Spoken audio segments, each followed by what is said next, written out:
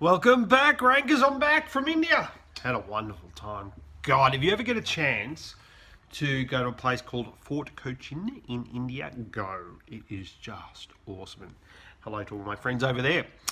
On the way back, I was sitting next to a bloke who, g'day Regan, from Melbourne, who runs a manufacturing business and an importing business, basically, out of the northern suburbs in Melbourne. And he said to me, Jim, can you find out what keywords your competitors are buying?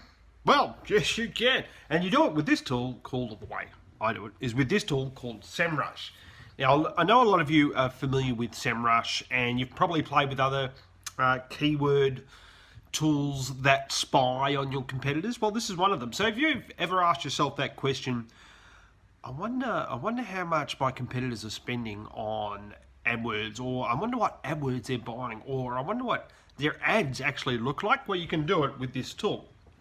Now, it's not 100% accurate because, like a lot of internet tools, it uses robots and scrapes, and there's averages and things like that come into play. And let's face it, even Google's tools are not 100% accurate when it comes to keyword research. We know that, we've shown that, and you know, SEMRush is no exception. Now, at the time of recording, and it's Monday afternoon here, it's still Sunday in Russia, where Olga is based, who is the social media person for SEMRush, and I've asked her a couple of questions, and when they come back, I'll put them into the blog post, hopefully, if we get them in time. I've also asked for a coupon code for our viewers, so hopefully we'll get that, and I'll be splashed up here. If not, sorry guys, I tried. This is a pay tool. We've been using it for about, I guess, 4 years, something like that.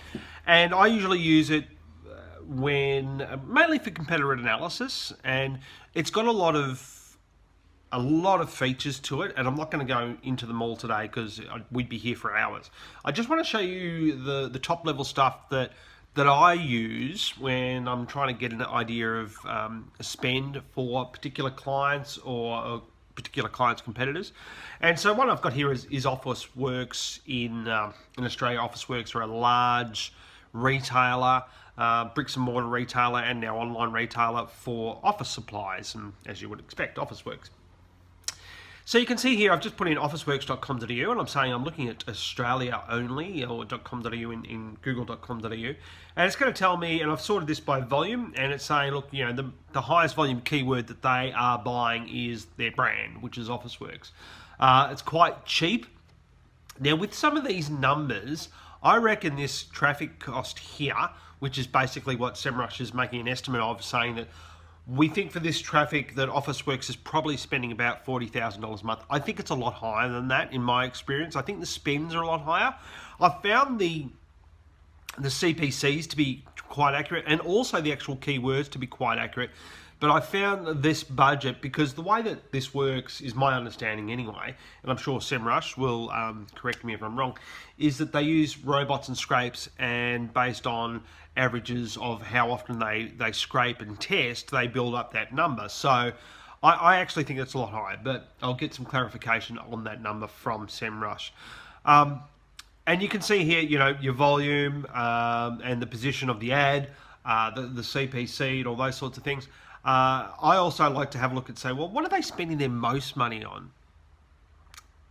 And you can see here some of these keywords. The cost per click is quite extraordinary when you look at, for Officeworks, one of the main ones they're looking at is USB drives. You can see here mini USB drives, $32 a click. That's insane. And you can go and cross-check this with Google Keyword Planner tool and a few other tools out there to see if that is actually a correct or an accurate, I should say, cost per click. But I found for the most part, there are exceptions to the rule, those numbers are fairly accurate. If I go back and have a look at this volume and have a look at some of the keywords that they're buying, which some of them I just find quite extraordinary. So for this one, for instance, I never thought it was an actual thing, but it is. Adult colouring books. For a second I thought that was a not safe for workplace KFC campaign or something, but it's not. It's actually a thing. And when I went and had a look at Google Trends, I can see adult colouring books is there, and apparently it's some therapy thing. But have a look at this. So yes, SEMRush is accurate. Here is Officeworks advertising. But look where they're not advertising. They're not advertising in Google Shopping or the product listing ads, and all their competitors are. And I found that fairly consistent with Officeworks, is that they're missing out on a lot of Google Shopping traffic that they could be actually gobbling up, and they're not. And this tool actually will go into product listing ads as well. You can see there's product listing ad research there. If someone's doing video advertising, you can have a look at that. The display advertising. This one's interesting to see what ads, where your competitor might be advertising and on what sites they're appearing on. And some of these are quite interesting, and I wonder whether Officeworks actually know that they've got display advertising appearing on seymour-vegan.blogspot.com. That might be an awesome blog. Nullaborn, I don't know what that is. But there's, so you can see where your competitors might be advertising. I think this campaign, from what I can see, when I'm looking at the numbers here anyway in SEMRush, I'd say Officeworks are wasting a lot of money at the moment, in that they're buying things where they should be buying shopping ads and not your normal Google AdWords, because for most of the products that they sell, they should be all over Google Shopping. And I'm not seeing a lot of Google Shopping for Officeworks using this tool, which if I was their competitor, I'd be going, awesome, know where I'm going to be spending my money. I'm going to be throwing more money at Google Shopping and making sure I get above them. There's also some organic ranking tools with SEMRush as well. And the reason I'm having a look at SEMRush is because some of you may know, just before I went to India, we did the webinar with SEMRush and also the Melbourne SEO meetup group. Hi to all those peeps that we caught up with there. That was an awesome night, and thank you very much to Chris Connolly for organising that as well. That was great. So if I have a look here, what I'm looking at now is what organic positions that SEMRush is saying that Officeworks ranks for. You can see here, a lot of the keywords are brand related. But then, things like HDMI cable, it gives you some idea of, what sort of traffic they might be getting from that. Gives you an idea of traffic over time. You can see here, this is not bad actually, mainly because I've had a look at Officeworks data previously when I did a site audit for them last year for the internet conference, which is on again at the end of May this year. And we did a site audit, and we saw they were spending a lot of money in areas like software areas. So for instance, if you go back and have a look at the advertising research, you will find that they're spending money on things like, what was one phrase? Sole trader software. And it's just like, really? That's something you're spending money on? And you can see that they are probably better off chasing phrases like that in organic, if that actually is a thing, because there's really low volume, and just let it sort of come up in the long tail by publishing content. Don't worry about buying it.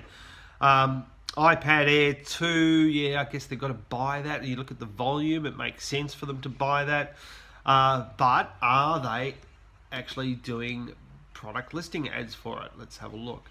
Let's go here. We'll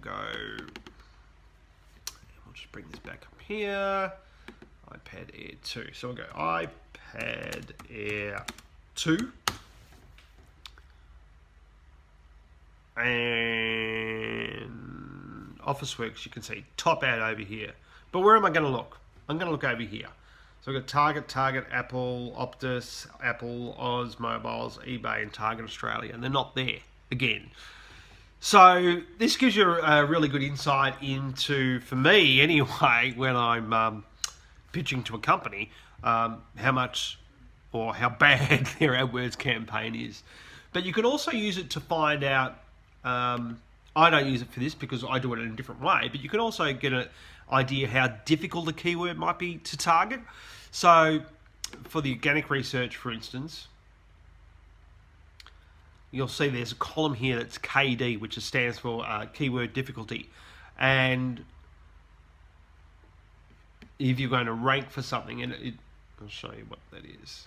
So the higher this number is, the more difficult it is to rank for. So for instance, the number one difficult keyword that Officeworks is ranking for, that it's going to be very hard to rank for, is iPad's Gumtree, which makes a lot of sense because you're going up, basically it's two brands together, neither of which you own. So that's always going to be difficult, right? So it's good for that. And also you can then, export this data into a spreadsheet and then sort between, what I like to do is sort between keyword difficulty and volume, and highlight anything over 100 searches per month, and then also look at the keyword difficulty, and then you can start to say, okay, I'm going to go after that keyword because it's got high volume but low keyword difficulty, and that can be quite accurate. So for instance, iPad's Gumtree is a difficult keyword. Incidentally, they're also buying GPS as a phrase, and once again, here it is here, but they're not anywhere up here. So anyway, let's go into iPad's Gumtree, and I'll show you what I mean. So here I would expect Apple, Gumtree, Gumtree. I'd say that's difficult. Gumtree, right? So that's pretty accurate that keyword is actually difficult to rank for. Hopefully that's helpful. Hopefully there was a coupon code appearing, in the supers. I don't know. We'll wait and find out. If there's not, subscribe to the newsletter at sharpmedia.com.au, and I will make sure that when we do get a coupon code, you will have access to it. Thanks very much. See you next week.